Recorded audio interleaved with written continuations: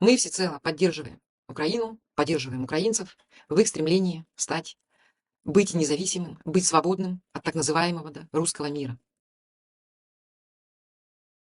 Когда началось вторжение полномасштабное, с территории Украины выехало около 10 миллионов человек. Если раньше жителей Украины было 41 миллион, то сейчас осталось 31 миллион.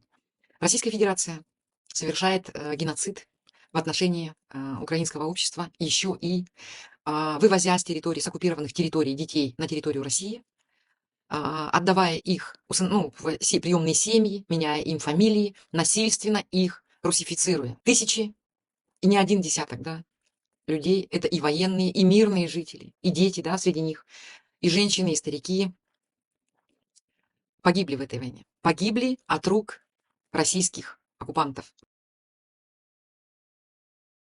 Теперь влияние этой войны 3 лет на Россию. Санкции. Санкции, несмотря ни на что, работают. Якутуголь-Мечел, практически банкрот. Алмазный рынок, к сожалению, тоже терпит бедствие. Они вынуждены были сократить численность сотрудников. Они вынуждены были закрыть кое-какие свои карьеры. О чем это говорит? Это говорит о том, что они не справляются с теми санкциями, которые наложены на Россию. Иммиграция. Официально покинули Россию 622 тысячи человек. Неофициально уехало до 1,5 миллиона в первый год. А что такое массовое бегство людей? Это бегство населения, которое трудоспособно, которое может трудиться, что-то производить. Представляете, какое колоссальное давление получила российская экономика? Отсутствие рабочих рук. Европейцы приводят данные, что на войне погибло 300 тысяч человек, россиян.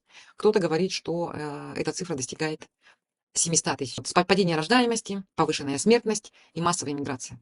Что ждет Россию через 20 лет, известно одному Богу.